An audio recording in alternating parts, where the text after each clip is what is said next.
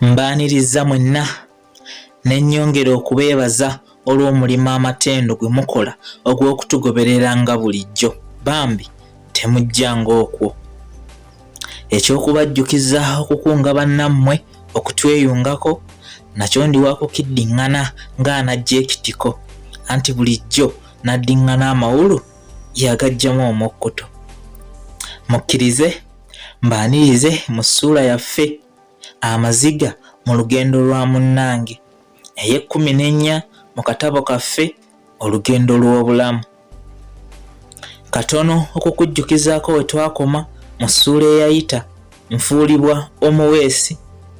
Mu eyo mwe tulabira gwe twamanya nga ye yali mwami Keezaala eyali akuze mu myaka ng'alina n'ekizibu ky'obutawulira, ng'asalawo awandiikire n'abakyala ebbaluwa ng'amusaba akkirize munnaffe Keweerimidde afuuke omuweesi, nga yeesigama ku nsonga ze twawulira obulungi omwali n'ezo ze yali apanze obupanzi.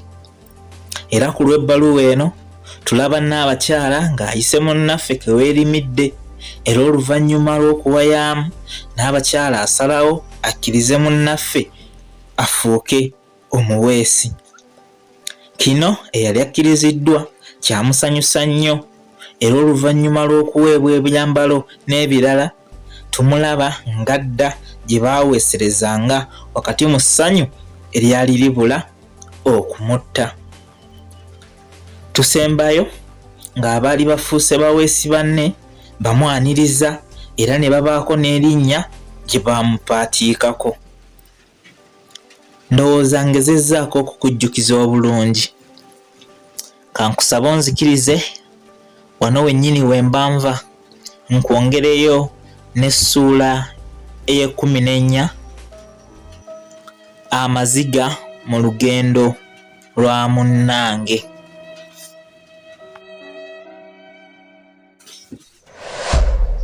Engeri gye wataali kukola ku lunaku luno lwe twaweebwa ebirabo neeyambisa olunaku olwo okumanya ebingi ebyali bifa ku munnange, ssaako nange okumunyumiza ebyenkizo ebinfaako. Engeri gye yalina ekizibu ky'obutawulira bulungi, tweyambisa enkola ey'okuwandiika nga tukozesa ebisiiriiza. Buli omu yalina akabaawo kwe yawandiikanga ekibuuzo kye yalinga ayagala munne addemu, oba okuwandiikako ekiba kimubuuziddwa. Era olunaku twagenda okuluwunzika nga n'olugendo lwa munnange olutaali lwangu ndutegeddeko. Okwawukanako nange ye yalina essuubi ery'okuba ng'ababe bakyaliyo wabula nga tasobola kuddayo mu bbo, anti engeri gye yavaayo yali teyeesiimisa. Yantegeeza nti lumu ye ne banne abaali baweranga 30 oba okusingawo baasindikibwa ku muliraano gw'ewaabwe ewaasooka banyageyo eby'omuwendo, wabula nti mu kukola kino baalina kusooka kusaanyaawo bannyinibyo ekintu ye ky'ataali mu mativu nakyo, era nti wakati mu lugendo yatoloka ku banne n'ayanguwa okubasooka gye baali balaga, era nti bwe yatuuka ne yeeyanjula n'abategeeza ku kabi akaali kaboolekera. Bino nti yabikola apapiriza kuba yali akimanyi nga baabadde nabo be yali ayagala okulyamu olukwe tebaali wala kutuuka.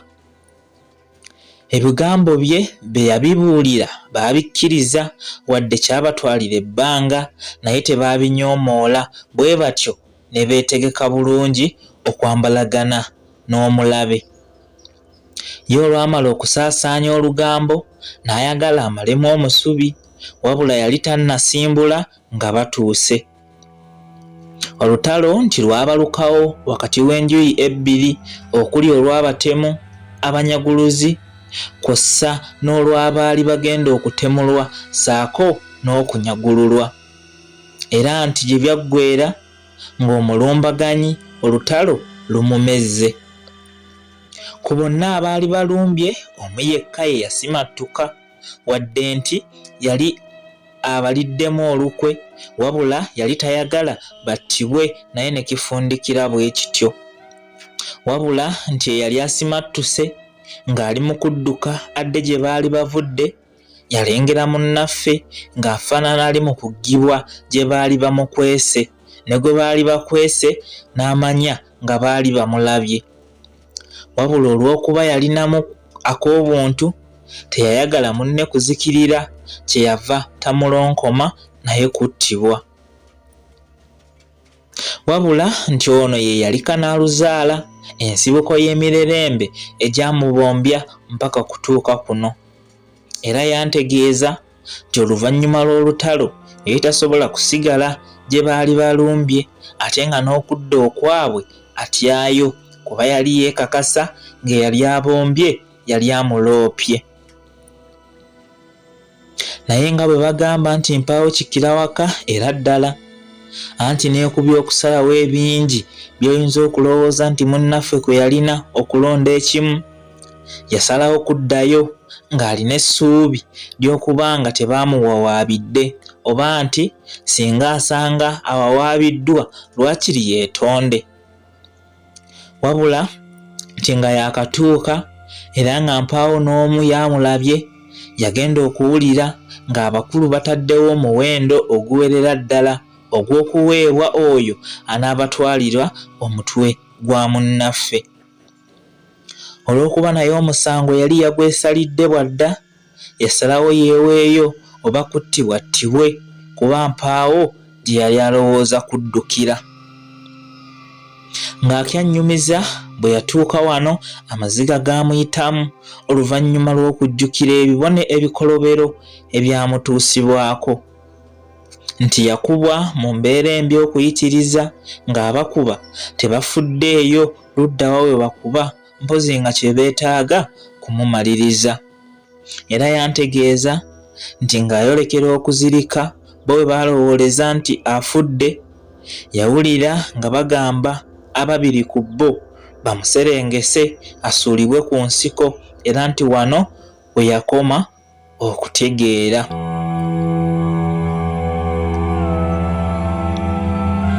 Wabula entuuko nga tezinnatuuka ne boogerengetanya obwenkanawa mpaawo ky'oyinza kuggusa, kuba n'abaali baagala okutta munnaabwe nabo tebaasobola, wadde emikisa emingi gyali ku ludda lwabwe. Anti ne munnaffe oluvannyuma lw'akabanga yaddamu okwewulira mbulamu, era yeesanga ali ku nsiko wakati mu matumbi g'obudde. Yasonda ag'okumuyamba okusituka we yali yagalamiziddwa, wabula nga talina luyingo. Naye oluvannyuma eyali amuyambye okukomawo mbulamu bw'ensi nate yamuyamba n'afuna amaanyi agaamusobozesa okutambula olugendo lwe mpaka kutuuka kuno. Ku nsonga y'obutawulira yantegeeza nti agakonde n'emigga egyamukubwanga ku mutwe gye gyayonoona ekitongole ky'okuwulira okutuuka okuba nga takyawulirirako ddala.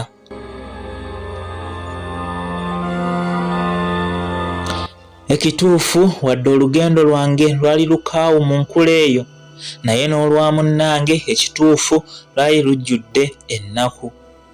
Yayongera n'antegeeza nti ku myaka 7 gye yalina mu kaseera kano, emyaka nga 5 gyonna yali agimaze kuno, ekyandaga nti we yajjira ye yalinga mu myaka 2. Twagenda okumaliriza okugabana engero zaffe nga buli omu olwa munne lugamo kulukusizza, ate amangi obulungi. Olw'okuba twanyumya bingi olufufugge okuva ku bisiiriiza bye twawandiisanga, bwe twannyukira nga ffembi lutujjudde era munnange omuteganswera gwe ogwali gutukula ng'ennyange mbudde buno langi yaagwo yali yakyuse dda okufaanana ng'oguliko omukka gwa ttadooba. Obutundutundu bw'ebisiiriiza obwakutukanga ku bye twawandiisa bwali bujjudde okutwetooloola nga zo obuzzi tekukulobera kulowooza nti okubukutulakutula akagenderere gwe gubadde omulimu ogusirisizza enjuba. Nze naye emisito twalagyawoze dda, anti emboozi ezaali zikuba obunkenke mu mitima gyaffe embi nga tegiziyinza kukuganya kuloza wadde ku kantu. Nga tunnyuka yansuubiza okuwaayo kyonna anjigiriza okuweesa, era n'agattako n'okunsaba okussaayo ennyo omwoyo okusinga ne bwe nnyinza nneme kumuyiwa mu maaso gaabo be yali aleetedde okunzikiririzaamu.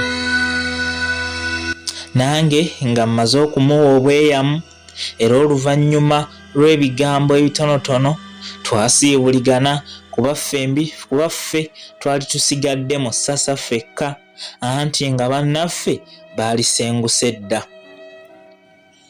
Nga mmaze okudda mu bannange bwe baalaba ekyambalo baawuniikirira, anti olwo baali bamaze okukakasa nti kye naliko temwali kusaaga wadde mpozi obumalirivu. Mpaawo yali ansuubira kulondawo kukola nga kalogoyi wakati mu lubabu lw'omusasa ne ndekawo ebitiibwa ebiggumidde bityo, wabula ng'ekituufu kye nali nsazeewo.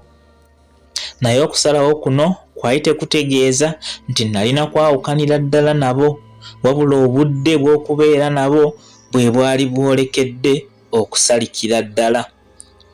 Ku bombi Mpaawo yali ayinza kunkyusisa mu kye nali nsazeewo, mpozi kye baali bayinza kunneegattako nga bampagira n'okumpa obuvumu n'amaanyi.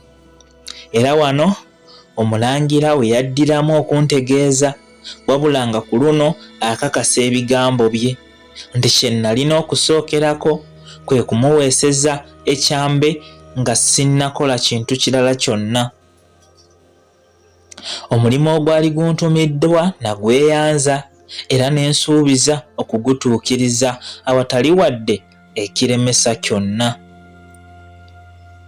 Okuva lwe natandika okuweesa mbutongole, obudde obusinga nabuwa mulimo gwange nga bwe kyali kisuubirwa, era bannange nga mbasisinkana mbudde bwa kunnyuka ne tubeera kumu ekiro. Wabula kino tekyabakyusisa mmeeme ne nsigala nga ndi munnaabwe. Naye okwawukanako ne bwe kyali mu ntandikwa, mu kaseera kano munnaffe yali akulembeza lwanyaga ne ndyoka ngoberera kye nali omumativu nakyo.